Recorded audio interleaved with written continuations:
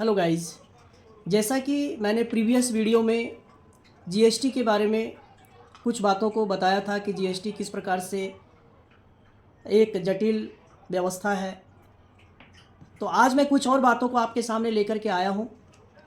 GST मतलब goods and service tax. जैसा कि आप सभी जानते हैं, जो भी लोग व्यापार करते हैं इस देश में, कि पहले जो लोग गुड्स में डीलिंग करते थे, जो सामान को बिक्री करते थे, तो उन्हें अलग रजिस्ट्रेशन लेना पड़ता था, और जो सर्विस प्रोवाइड करते थे तो उन्हें अलग रजिस्ट्रेशन लेना पड़ता था। और जीएसटी के अंदर इन दोनों रजिस्ट्रेशन को एक साथ कर दिया गया, इसलिए इसका नाम गुड्स एंड सर्विस टैक्स है, वस्तु एवं सेवा कर। और जब इसे 2017 में जुलाई के मंथ में इम्प्लीमेंट किया गया, लागू किया गया था इस देश में, तो कई बातें सरकार के द्वारा और जीएसटी डिपार्टमेंट के द्वारा कही गई थी कि जो वस्तु एवं सेवा कर है, ये एक सरल कर व्यवस्था है भारत देश के लिए। इसमें भारत देश में व्यापार करना लोगों के लिए आसान हो जाएगा। और उस दिन ये स्लोगन दिया गया था गुड एंड सिंपल टैक्स का, प्रधानमंत्री के द्वारा, कि जीएसटी जो है एक अच्छा और सरल कर व्यवस्था है। इससे भ्रष्टाचार खत्म हो जाएगा, करप्शन खत्म हो जाएगा, जो भी इंस्पेक्टर राज है उसका अंत हो जाएगा, और टैक्स इवेजन भी इससे बंद हो जाएगा। जो लोग कर चोरी करते हैं वो भी रुक जाएगा। तो काफ़ी सारी बातें, काफ़ी सारे स्लोगन्स आए थे, है ना। और सबसे बड़ा एक स्लोगन और था कि वन नेशन वन टैक्स, एक देश एक कर की बात कही गई थी। तो गाइस, आज मैं कुछ बातों को आपके सामने बताने जा रहा हूँ कि जीएसटी जो है वो अभी अच्छा इसलिए नहीं है क्योंकि ये सरल नहीं है ना। कहा गया था गुड एंड सिंपल टैक्स, अच्छा और सरल कर व्यवस्था, लेकिन मैं आपको बता दूं ये अभी अच्छा इसलिए नहीं है क्योंकि जीएसटी अभी सरल नहीं है, ये एक जटिल कर व्यवस्था है, ये इसका जो स्ट्रक्चर है वो कॉम्प्लेक्स है। अब मैं आता हूं कि वन नेशन वन टैक्स की बात कही गई थी, तो मैं आपको बता दूं वन नेशन वन टैक्स मतलब एक देश और एक कर।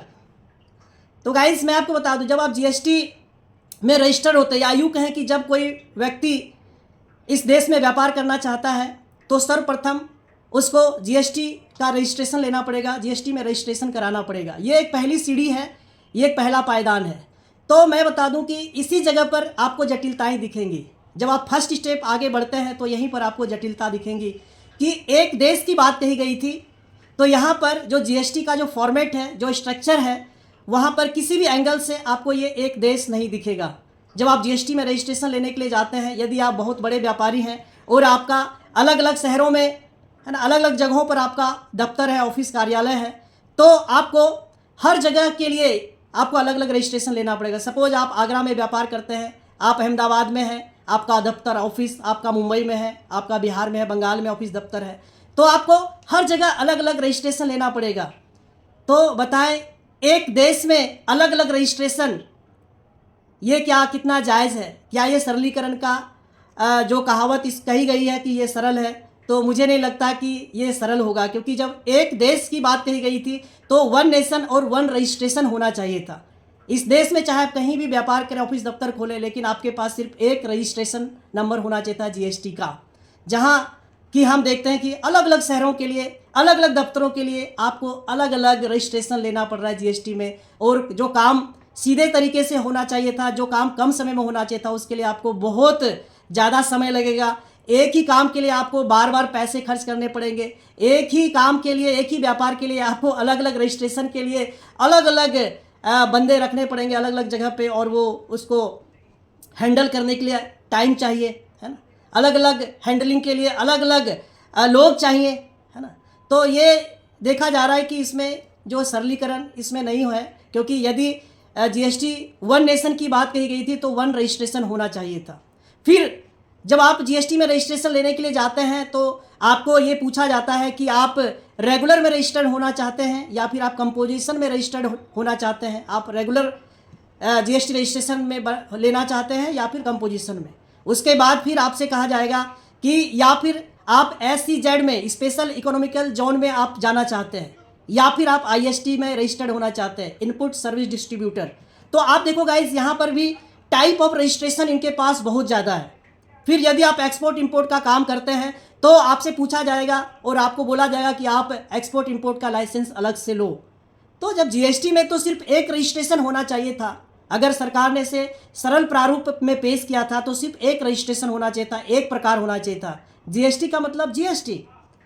तो यहाँ पे तो आपको रेगुलर रजिस्ट्रेशन कराना पड़ेगा। रेगुलर में आप रजिस्टर्ड होना चाहते हैं या कंपोजिशन डीलर बनना चाहते हैं, तो जब आप रेगुलर में रजिस्टर्ड हो जाएंगे तो आप कंपोजिशन के साथ काम करने में आप अपने आप को कंफर्ट महसूस नहीं करेंगे।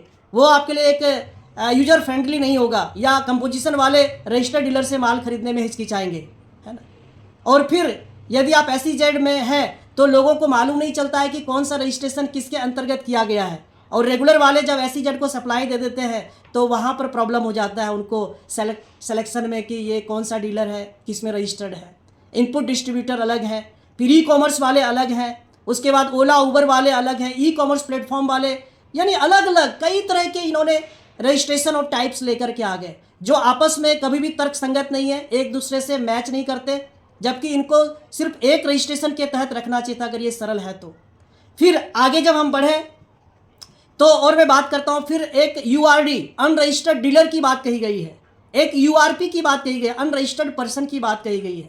तो जो अनरजिस्टर्ड डीलर हैं उनसे रजिस्टर्ड वाले माल नहीं खरीदेंगे। तो गाइस ये कहीं पर भी आपस में तालमेल ठीक नहीं है, तर्कसंगत नहीं है। इस GST को जो ये लेकर के आए हैं तो ये एक जटिल कर व्यवस्था है। शुरुआती दौर में फर्स्ट स्टेप पे ही देखते हैं कि इसमें टाइप ऑफ रजिस्ट्रेशंस बहुत ज़्यादा है। जो एक्सपोर्ट इंपोर्ट करते हैं तो उनके लिए अलग से आप रजिस्ट्रेशन लो, अलग से उसको रजिस्टर्ड करो। तो ये सब चीज़ें ठीक नहीं है, क्योंकि जितना अलग अलग होगा तो उतना आपको अलग अलग चीज़ों को आपको मेंटेन करना पड़ेगा, है ना, उतना अलग अलग दिमाग आपको इसमें खपाना पड़ेगा। फिर आगे बढ़ते हैं तो वन नेशन की बात कही गई थी। जब आप GST में रजिस्टर्ड हो जाते हैं तो आपके पास में जो रजिस्ट्रेशन नंबर आता है तो उसमें अलग अलग स्टेट के अलग अलग कोड दे दिए जाते हैं, अलग अलग कोड दे दिए जाते हैं। मतलब एक देश तो है लेकिन अनेक रजिस्ट्रेशन है, अनेक रजिस्ट्रेशन है इसमें, है ना। उसके बाद आपको इंटर स्टेट और इंट्रा स्टेट करके यहाँ पे इंट्रोड्यूस किया जाता है। अगर आप किसी राज्य के अंतर्गत काम करते हैं तो आप इंट्रा स्टेट फॉर्मेट में आ जाओ, अगर आप राज्य से बाहर माल भेजते हैं तो इंटर स्टेट हो जाएगा, है ना। फिर आपको ई-वे बिल का फॉर्मेट दे दिया गया है। यदि आप 50,000 का माल बेचते हैं तो आप ई-वे बिल बनाओ, मतलब एक तो आप GST का बिल बनाओ, उसके बाद फिर आप ई-वे बिल बनाओ, जो कि एक साधारण मामूली व्यापारियों के लिए ये सब करना आसान नहीं है। फिर वो तंग आकर के क्या करते हैं कि वो काम को या तो बंद कर देते हैं या तो फिर उससे बचते हैं, है ना। क्योंकि ई-वे बिल बनाना ये कहना आसान है सरकार के लिए, लेकिन ये प्रैक्टिकल करना बहुत कठिन है। बिल बनाना ही आजकल व्यापारियों को, बहुत से व्यापारियों को नहीं आता है। ये तो शुक्र हो कि सॉफ्टवेयर कंपनियों ने अपने अपने सॉफ्टवेयर दिए, जिस वजह से थोड़ा कुछ काम करने में लोगों को राहत मिला है। फिर आप देख लेते हैं साहब, वन नेशन वन टैक्स की बात कही गई थी कि एक देश है और यहाँ पर एक ही कर होगा। लेकिन हम टैक्स को देख लेते हैं एक बार। जब GST की बात कही गई थी तो जो इनवाइस होता है उस पर GST लगना चाहिए था, लेकिन इनसे ये भी नहीं हुआ। इन्होंने टाइप ऑफ टैक्स बना दिए, है ना।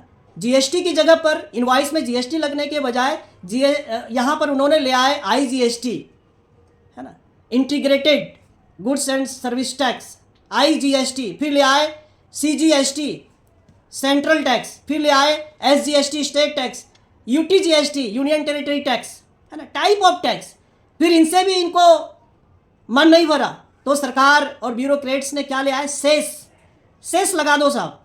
अरे भाई आप सेस क्यों लगा रहे हो? यदि आपको पैसे कम पड़ रहे हैं तो फिर आप सेस लगाने के बजाय उस पर कुछ आधा % या 0.25% आप टैक्स बढ़ा दो। आपका भी मन शांत हो जाएगा, आपके आत्मा को ठंडक पहुंच जाएगी। आपने सेस तो लगा दिया, छोटा सा टैक्स लगा देते, लेकिन इस टैक्स को हैंडल करना उतना ही कठिन है जितना दूसरे अदर्स टैक्स है। इससे भी बात नहीं बनी तो फिर ये TDS ले आए। GST के अंदर TDS लगा दिया इन्होंने, TDS लगा दिया। उसके बाद फिर GST में इन्होंने TCS लेके आ गए। तो ये किस एंगल से ये सरलीकरण की बात कहते हैं कि GST जो है बहुत सरल है और बहुत अच्छा है। अगर सरल था तो सिर्फ एक GST टैक्स आप लेकर के आते। उसके बाद भी इनका सरकार का और जो GST डिपार्टमेंट, इनका पेट नहीं भरा, है ना, क्योंकि इनको कमाई इनको नहीं हो रही थी। तो फिर ये ले आए RCM, रिवर्स चार्ज मैकेनिज्म।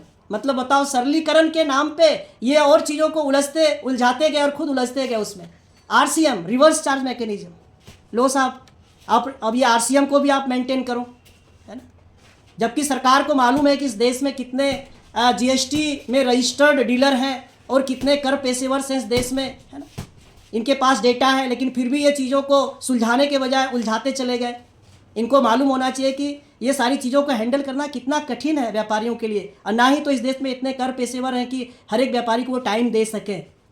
फिर उसके बाद में आरसीएम की बात हो गई, तो फिर ये ले आए साहब, आप आईटीसी को रिवर्स करो, एक और कॉलम दे दिया, आप आईटीसी को रिवर्स कर दो, और ना जाने कितने तरह तरह की चीज़ों को ये इम्प्लीमेंट करते गए, जो बिल्कुल ही सरलीकरण के नाम पे कहीं भी तर्क संगत नहीं है। ये एक कॉम्प्लेक्स स्ट्रक्चर इन्होंने जीएसटी में बनाया है और वो लेकर के आ गए।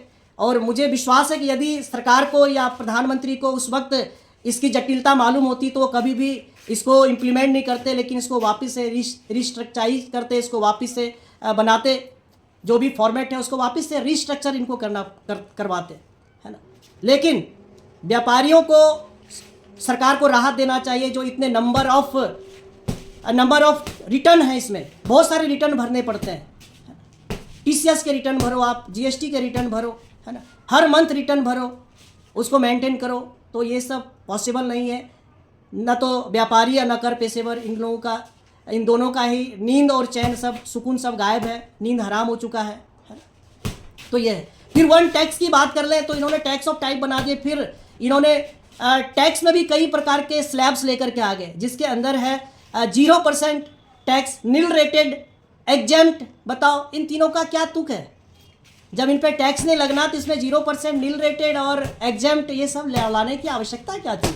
उसके बाद फिर ये ले आए 5%, उसके बाद 12%, 18%, 28%, है ना।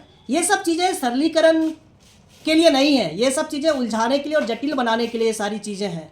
फिर आप गोल्ड को खरीदो तो गोल्ड पे इन्होंने अलग टैक्स लगाया है। आप शराब लिकर बेचते हैं तो उस पर अभी भी वैट चल रहा है, मतलब आप जीएसटी को भी संभालो, आप वापस वैट को भी संभालते रहो, है ना। और भी बहुत सारी चीज़ें हैं गाइस, तो जो जीएसटी में बहुत कुछ जटिलताएं हैं, और व्यापारी लोग बहुत सी बातों से अनभिज्ञ हैं। जो कर पेशेवर है वो जितना जो कुछ जानते हैं तो वो आप अपने हिसाब से सरकार के सामने बातों को रखते हैं, ताकि जीएसटी इतना सरल हो जाए ताकि वो हैंडल कर सके, है ना। बाकी हैंडल किसी से हो नहीं पा रहा है, जीएसटी में सभी लोग जूझ रहे हैं। तो सरकार और जीएसटी डिपार्टमेंट को चाहिए कि जीएसटी को वापस से एक रीस्ट्रक्चर रिफॉर्म कर करके वापस से इस देश में उसको इम्प्लीमेंट करें, और कम से कम अनुपालना जीएसटी के अंदर हो। और ये जो 2017 की बातें 2024 में लेकर के आते हैं, जो जीएसटी कमिश्नर और असिस्टेंट कमिश्नर जो घूस खाते हैं, तो इन सब पर वो लगाम लगाएं, है ना। और फिर जो भी डिमांड निकल गया उसमें कोई करेक्शन, कोई एडिट, इन सब का फैसिलिटी नहीं है। तो ये सारी चीज़ें सरकार को सोचना चाहिए और व्यापारियों के हित में सारे काम करने चाहिए, है ना। क्योंकि व्यापारी जो है वो व्यापार करते हैं और टैक्स चुकाते हैं, जिससे ये देश चलता है ना। जिससे वो एसी में बैठ करके वो हवा खाते हैं, है ना। एसी वाली गाड़ियों में आप घूमते हो, तो व्यापारियों के हित में आप काम करें। मेरा जीएसटी डिपार्टमेंट और फाइनेंस मिनिस्ट्री और देश के प्रधानमंत्री से मैं अपील करूंगा कि आप जीएसटी को यूजर फ्रेंडली बनाएं, तर्कसंगत बनाएं, व्यवहार कुशल बनाएं, ताकि व्यापारी खुश होकर के जीएसटी को अडॉप्ट करें। ऐसा ना हो कि जीएसटी को लोग सरेंडर करते रहें, कभी रेगुलर से कंपोजिशन में चले जाए, कंपोजिशन से फिर वो सरेंडर कर दें, फिर वापस से दूसरा नंबर ले लें। तो ये सब चीज़ें रुकनी चाहिए। डाटा आपके पास है, आप इसको निकालें और आप इस पर मनन करें और चीज़ों को सरल करें। Thank you for watching this video guys. यदि ये वीडियो अच्छा है तो अपने दोस्तों मित्रों के साथ आप शेयर करें। Thank you.